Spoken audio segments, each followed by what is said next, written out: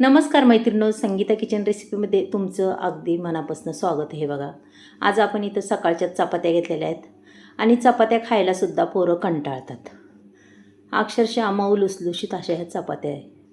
मग आता दुपारच्या 4 वाजच्या टायमिंगला भुकेला त्यांना छोट्या लहान भुकेसाठी काय बनवायचं, चला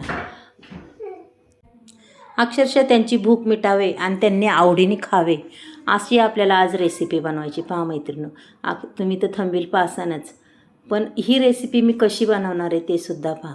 इथं 3 चपात्या अशा चुरगळून घेणार आहे. पहा, हाताने तुकडे करणार आहे आणि हे तुकडे आता संपूर्ण आपण 3ही चपात्यांचे करून घेणार आहे.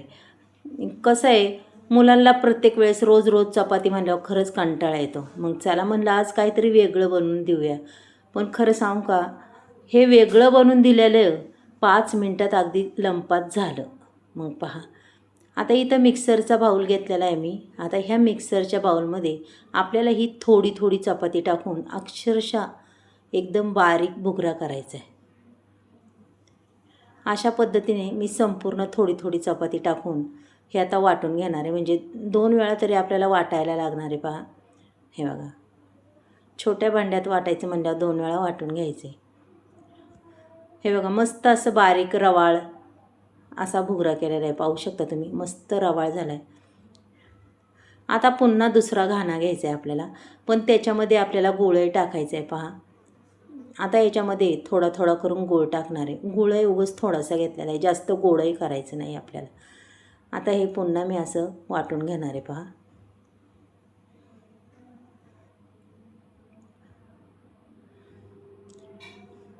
आता हे गूळ घालून घेतलेलं हे पुन्हा आपल्याला वाटून घ्यायचे. चला आता मैत्रिणींनो, हे सुद्धा मी वाटून घेतले आणि पहा, काढूनही घेतले त्याच्यात. आता इथं थोडं राहिलेलं हे सुद्धा वाटून घेतलं. आता गुळामुळे जास्त चिकट वाटते तुम्हाला, पण पहा, अक्षरशः खूप छान व्हिडिओ आहे आणि अक्षरशः तुमच्या नातवंडांसाठी समजा आपली चपाती कधी वायाच जाणार नाही. बघा, आता हे संपूर्ण मी काढून घेतल्याच्या नंतर त्याच्यामध्ये आपल्याला टाकायची थोडीशी विलायची पावडर. आता मी थोडीच टाकणार आहे, जास्त टाकणार नाही आहे. कसं आहे, मुलांना आवडते किंवा नाही बी आवडत जास्त, त्याच्यामुळं थोडीशी टाकायची, म्हणजे छान सुगंध येतो. आता चला हे पूर्ण आपण असं मिक्स करून घेऊया. पहा, आता हे संपूर्ण गूळ बीळ त्याला लागला पाहिजे असं मस्त असं संपूर्ण एकजीव करायचं आहे आपल्याला.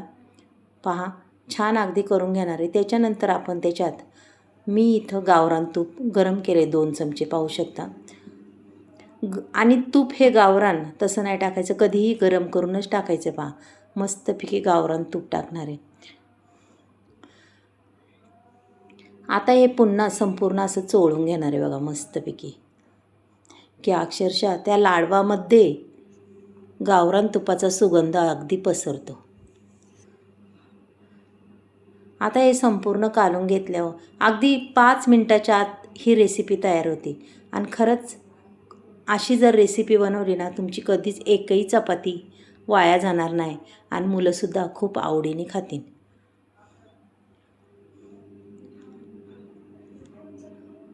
चला आता मग घेऊया आपण लाडू बनवायला. लाडूसुद्धा खूप झटपट तयार होतात आणि अक्षरशः गोल गरगरीत मऊ लुसलुशीत, अक्षरशः तोंडात टाकल्याच गायब होतात असे लाडू होतात.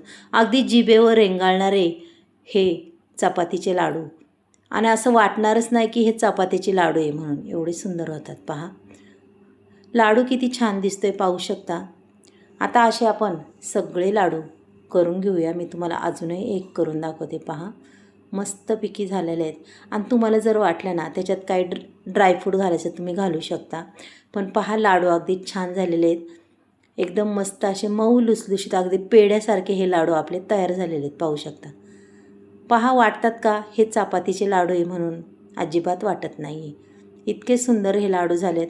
मग सांगा मैत्रिणींनो, आजची तुम्हाला ही रेसिपी आवडली का नाही आवडली, कशी वाटली? शिळ्या चपात्यांपासून आपण कसा उपयोग करू शकतो हे नक्कीच मला सांगा. आणि आवडली असेल तर एक लाईक, एक सबस्क्राईब करा. आता माझ्या दोन्ही नातवांना मी ही लाडू खायला दिलेले आहेत आणि त्यांनाही भूक लागली होती. बघा, आता ती खातात, पण त्यांची प्रतिक्रिया काय आहे, कसे झाल्यात मी त्यांना विचारलं, पण दोघांनी बी अगदी छान झाले म्हणून असं सांगितलं. चला मैत्रिणींनो, बाय.